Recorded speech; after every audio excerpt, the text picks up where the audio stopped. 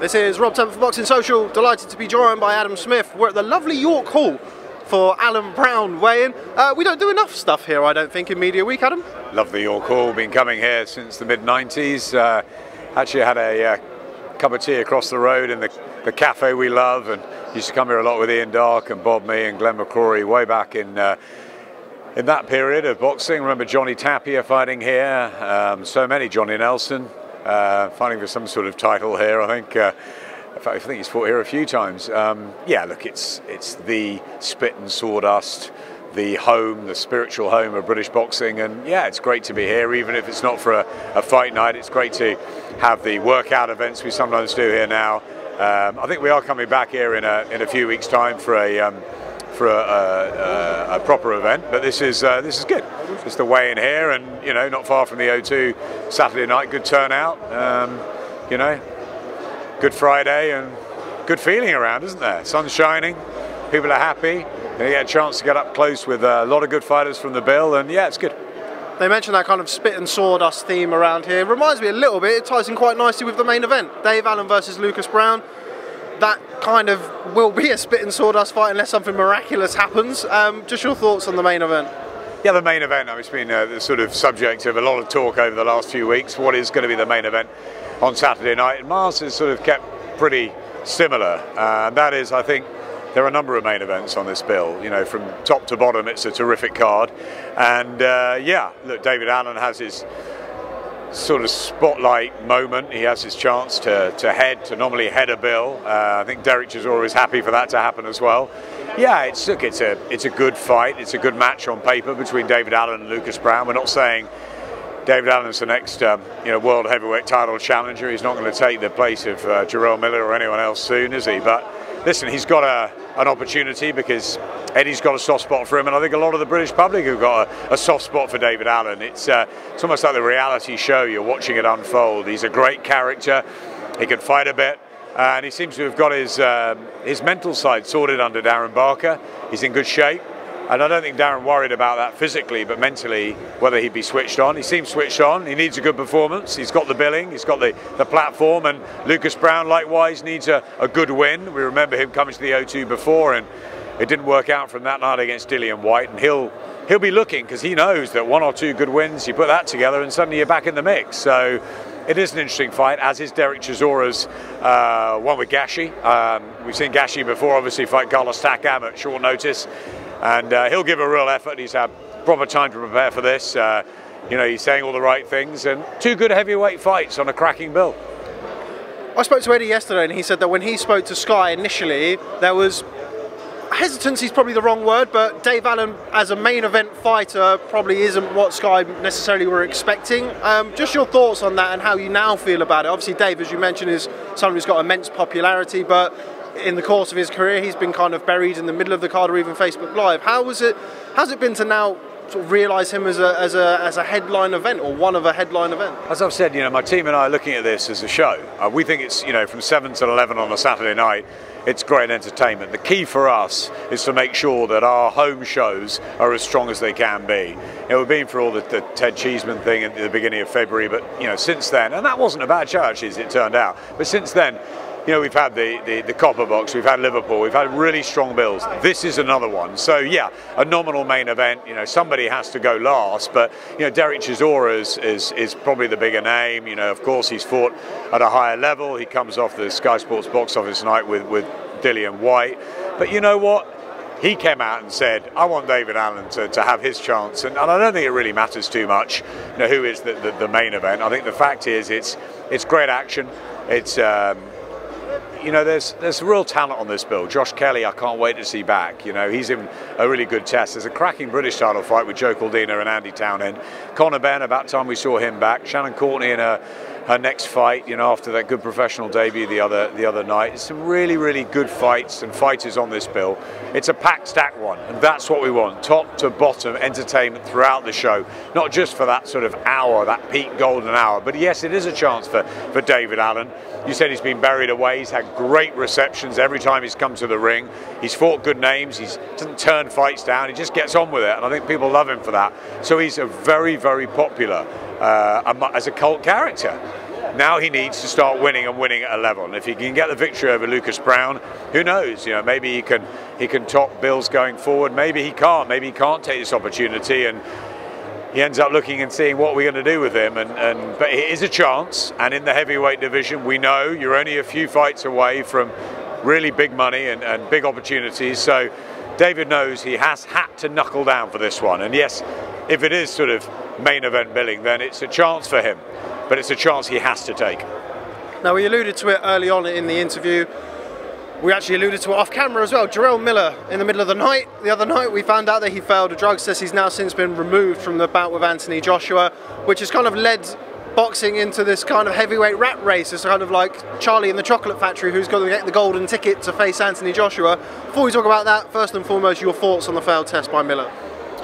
Well, I was on holiday at the time, and like you, with all these things, you know, you have to react quickly. Boxing always turns, it never stops. There's never a moment where you can really relax, because these things come out, and unfortunately, it was very, very bad news. You know, Jarrell Miller had been, obviously, we've been part of the media tour. We've done a lot of work with him in the build-up to this. We've been working with him in many fights going back alongside, you know, DAZN, and it's very disappointing. You know, Jarrell, good talker, unbeaten fighter, Brooklyn boy, made sense, didn't it, for June the 1st, and what sort of a test it had been for Anthony Joshua. You say it's gone. Well, the New York Athletic Commission have said he can't fight, but there is a B sample, and there is a very, very outside possibility that will come back with a different finding. I think it's unlikely, and as you said, it looks likely that there will be a new opponent come June the 1st. And you know, we're working closely with Eddie to make sure that that is an opponent that we're happy with for Sky Sports box office. Our customers come first and foremost in all our thoughts, especially with these big shows where you're asking them to pay more than just the regular Sky Sports shows. So it's important. Anthony Joshua's been a Sky Sports box office fighter for a while now, but we want to make sure that, you know, at just over 6 weeks' notice, we have the best possible opponent in the other corner. I've said to Eddie that I think Luis Ortiz is that guy. Yeah, there's Pulev, there's Michael Hunter, there's Kawanaki, there's lots that are going to throw their names in the hat. You know, I know Dereck Chisora has, and people will raise their eyebrows saying he just got knocked out by Whyte, but somebody has got to be in the other corner on June the 1st. Anthony Joshua wants to fight. And it'll be interesting to see who it is. But for our point of view, we're pushing Eddie to make sure it is the toughest and hardest assignment for Anthony, and somebody that will really add some massive value to what is stacking up to be a huge night on June the 1st. We know Katie Taylor is fighting for the final piece of the undisputed lightweight title. It's the last piece in the jigsaw. It's a great night for her. You know, if Callum Smith's on the bill, we know we've heard the rumours of Joshua Buatsi and others. There's going to be a great night, but the most important thing is for Eddie to find a really good opponent, and it's very, very important for Team Joshua. You know, Robert McCracken has the biggest say, as well as AJ, and sort of, you know, styles make fights. Maybe he won't want a Luis Ortiz big southpaw at just 6 weeks' notice, and you know, there'll be a lot of talk over the coming days about, as you say, who is going to get that golden ticket. It's got to be someone worthy of the challenge for the heavyweight championship of the world. As we know, Carlos Takam stepped in at 10 days' notice before and put a real effort in, a real gritty, determined effort in. You know, whoever's going to get the opportunity is going to do the same. And, you know, Eddie needs to deliver somebody, and we'll find out who that is in the next few days. Now, you say that. How much pressure is on Eddie and yourselves to come up with a viable opponent? I mean, I think it's fair to say, and there's something I said to Eddie yesterday, that initially Jarrell Miller was seen as an underwhelming choice for Anthony Joshua. I think the promotion initially started off on the right foot. It raised interest, the hype and the trash talk between the camps. Well, because of the push. The push, yeah. I mean, look, you know, ultimately it was always going to have hype and needle, and, you know, the gloves are off and all those sort of things. Fantastic, you know, because of that spice between the pair of them. Fundamentally, VADA testing's there for a reason, and I'm really pleased it was in place, and I wish it could be in place each and every time, because there's no place for drugs in the sport, and we want that it cleaned up as much as any sport, but boxing more than any sport because of the dangers involved. And look, Jarrell's come out and pleaded his innocence, but if he's failed a test and if he fails the B sample, then he's rightfully not allowed to fight by the New York Athletic Commission, and he'll have to serve whatever suspension, whatever ban it is, and there's a new opponent in the other corner, and that's why VADA testing is in place. There's always pressure. There's pressure to find opponents, you know. Why wasn't it Whyte originally? It was meant to be last weekend, Whyte at Wembley, but, you know, he didn't accept the money terms, and there had to be a change in tact, and everybody's looking forward to seeing if Anthony Joshua can conquer America. Deontay Wilder on Sky Sports 2 weeks before, Alexander Usyk the week before against Carlos Takam. We know Tyson Fury's fighting in Vegas a couple of weeks later. It's a huge period for heavyweight boxing. You know, the big guys, the superstars are not fighting each other. They have to have as decent opponents as we can find. But the likes of Schwartz and Brazil have been made, and Miller was made, and now we've got to try and find, you know, the next best, and it is tough. But that's up to Eddie to get the deal over the line and make sure that it's accepted with all parties. But as far as I'm concerned, for Sky Sports box office customers, we want to make sure it's right for our customers and that the night as a whole is worthy of a Sky Sports box office event. And I'm sure that over the coming days that will prove to be the case. I sat down with Dillian Whyte yesterday, and on the one hand he told me that he's going to box on July the 20th, and on the other hand he told me that he'd be willing to step in to face Anthony Joshua. Is that unrealistic? Is that Dillian kind of tongue-in-cheek, playing devil's advocate? He didn't find him before, did he, when he had the opportunity on April the 13th? For whatever reason, money, then a lack of time. Can he do it in 6 weeks? Should he do it in 6 weeks? That's up for Dillian Whyte to make that decision, and his team, if indeed they've been offered that slot. I don't know. I think that if Dillian's got a fight lined up in July, that probably makes more sense. And Anthony, you know, fights on June the 1st. He wants the show to go on. To me, it's probably an American name or someone known over there, like an Ortiz or a Pulev or a Hunter or someone like that, that, you know, is viable for New York. Kawanaki could be interesting, but I think he may have backed away from it. Look, what do fighters need? You know, it's 6 weeks' notice. In the old days, they would have had 2 fights within that period, but now, you know, it's a huge money-making business, and each team and each fighter have got to decide what's right for them. So maybe Dillian's playing, maybe he's not, but we'll see him, whether it's in June or July. I have no doubt about that. I'll be very surprised if he was the opponent on June the 1st. Just final one on the kind of the Joshua Miller scandal, as it were. What do you think boxing needs to do to crack down on these drug cheats? Obviously the WBC have got the clean boxing program, but that in itself has its own flaws. Outside of that, I mean, we have UCAD in the UK, which randomly tests, but even that has its own flaws. What steps does boxing need to take to put in place to really try and eradicate cheating from sport? Because as you mentioned earlier on in the interview, and something that Eddie mentioned yesterday, this isn't tennis, this isn't basketball, you're going in there to try and do harm to somebody. So what does boxing need to do to try and get rid of that? Rob, it's interesting you mentioned tennis. You know, Andy Murray's a big boxing fan, and we've got to know him over the years, and he is so passionate about this area of drug testing. You know, he gets tested huge amounts of times. They all do in the tennis world. But as you're saying, you're not being hit. You're not. You know, it's a very different sport. Mentally and physically, there are similarities with the one-on-one combat. But yeah, it's a very different sport, and he's very passionate about it, and I am as well. I think that Coogan asked me a few minutes ago about, you know, what about our standpoint, and it's really tricky. You know, it's if a fighter gets caught and they serve their suspension and then they come back, do you sort of forgive and forget? And there's been fighters that have come back from failing drugs tests and obviously have fought in big title fights, etc. And, you know, they serve their ban. We're not a commission. We're a broadcaster. We're not there to say what should and shouldn't happen. Ultimately, that's for the VADA testing and the commission, and then the promoters to act accordingly. The New York State Athletic Commission have said that Jarrell Miller won't fight because of the ban, the sample A failure and presumably a sample B failure, but when that comes through, that will be official, I guess, and he won't be allowed to fight, and that's right. There's no place for drugs in the sport. Obviously, not even the level playing field. There is no place for drugs in boxing. It is a dangerous enough business, and I personally would like to see VADA implemented across a number of different promotions throughout the world. But as Eddie said yesterday, it costs a huge amount of money each and every time.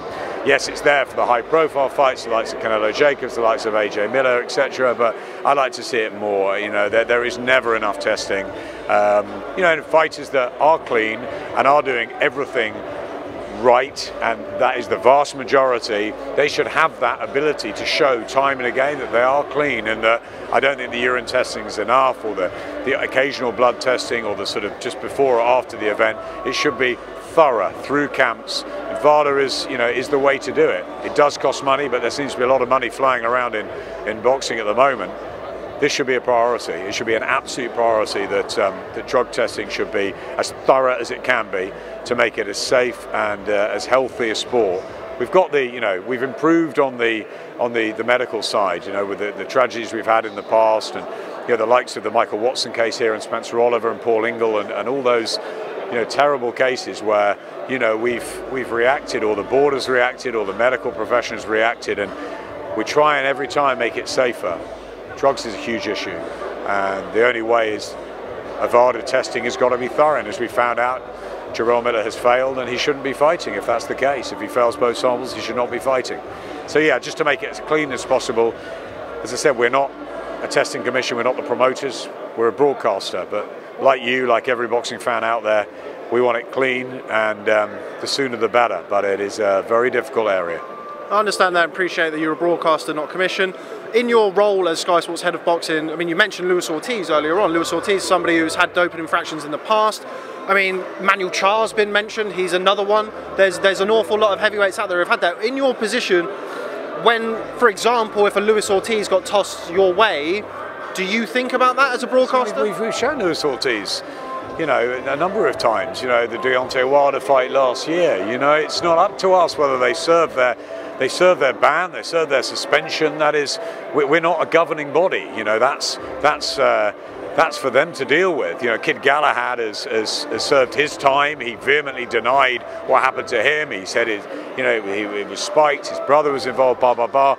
He served his punishment, and he's now fighting Josh Warrington, and that fight's going to go ahead, and we've showed Kid Galahad on Sky, so it's not up to us to be the governing body. All we can do is listen to what happens, react accordingly. Of course, no one wants drugs in sport, but also, if fighters have made mistakes, or if they've been, exonerated or whatever, or there are grey areas, or there are issues where they say something and it's contested, and they get, I don't know, suspension shortened because of more evidence, whatever. Very, very difficult area. All we can hope for is that VADA testing is as good as possible, and that's what we have found out here, that one has failed, and if that is a double failure with the A and B sample, he will not be fighting on June the 1st, and we will have somebody else who is deemed fit and right to fight, and that's the key, and that's the important thing, and presumably they will go straight into VADA testing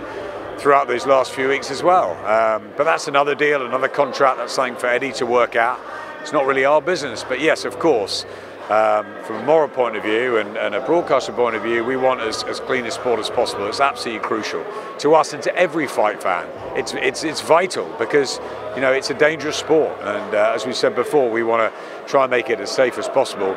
But we're not a governing body, we're not the medical profession, but we just want to hopefully do our bit to make sure that we are pushing for as clean a sport as possible. And it's really difficult, as you think yourself, Rob. It's a very difficult area, and there's ways that fighters have been tested and they've come out and they've made their excuses, and there's very high profile names that Canelo is fighting in a couple of weeks, a massive fight against Daniel Jacobs. They serve their time, they move on. It's a very difficult area, but it's one we want to get to the root of and the bottom of, and I think the only way is more and more testing. And as I said, there's a lot of clean fighters. There's a lot of fighters out there that are doing it the right way, and they should be rewarded for doing it the right way by having the ability to test clean each and every time. And so that when a test comes out and it's like, oh my God, someone's failed and that's horrendous, well, there's should be a chance for everyone else to say, no, we've passed, we've done our bit, we've passed and passed and passed. And it's just a bad stain on the sport. We don't need it. Just final one before I let you go, because I do sense we're about to get started. Another fight on tomorrow night. Amir Khan challenges for the WBO World Welterweight title against Terence Crawford. I think it's fair to say not the fight that you and many others wanted, but it's the fight we've ended up with. Yeah. Do you give Amir much of a chance in New York tomorrow night? So we wish Amir well. I like him personally. We've worked with him many times throughout his career. Yeah, I wanted the Kell Brook fight. I still do. But Amir has taken challenges, I remember him calling me and saying, Adam, I'm taking the Canelo fight and we're not going to fight Cal. And you know what, I was disappointed then. I'm disappointed now that he's not fought Kell Brook. But you know what, Amir Khan, he's got a lot of guts. He wants to fight the best. He fought Canelo. He did well until it backfired, and I think we all thought it was going to end up like that. It's a very, very hard fight against Terence Crawford. Terence Crawford is a wonderful fighter, along with Vasyl Lomachenko, one or two others, is pound for pound one of the greats in world boxing, and you know, he's a huge favourite to beat Amir. I wish Amir well. He's got incredible amounts of talent and speed. He's worked very hard for this fight under Virgil, and you know, let's hope that he can shock the world and upset the odds, because it is tough. But whatever happens, I like Amir a lot, and I'll be watching, I'll be tuning in the early hours, and hoping that you know, he comes through it. And listen, he's got ability. Whether he's got the ability at this time, and Terence Crawford's got the momentum and that southpaw skill and speed and talent and footwork. It's a hard ask for Amir, but it's not impossible. Win, lose or draw, is a Kell Brook fight still on the table? I think so, yeah. I think it is always out there, and Amir's always said it's out there. We don't want a really bad defeat for Amir, and then he might want to think about whether he wants to carry on. But let's just get one fight done at a time. Let's see what happens Saturday night. Let's wish him well. I really hope he can pull off the upset against Terence Crawford. But if he doesn't, and he loses in a close fight or on points, or you know, he wants to go again, then we can talk about the Kell Brook fight down the road. But yeah, it's still a possibility. Of course it is. But let's think about Saturday night here. We've got a great show at the O2. Weigh-in's about to start. Fantastic fights, great talent on board. And then I, for one, will definitely be tuning in for Amir across the pond. Okay, well, Adam Smith, always a pleasure catching up with you. Thanks very much for speaking to Boxing Social. Let's go and watch the weigh-in. Cheers, Rob. Cheers, Adam. Thanks, mate.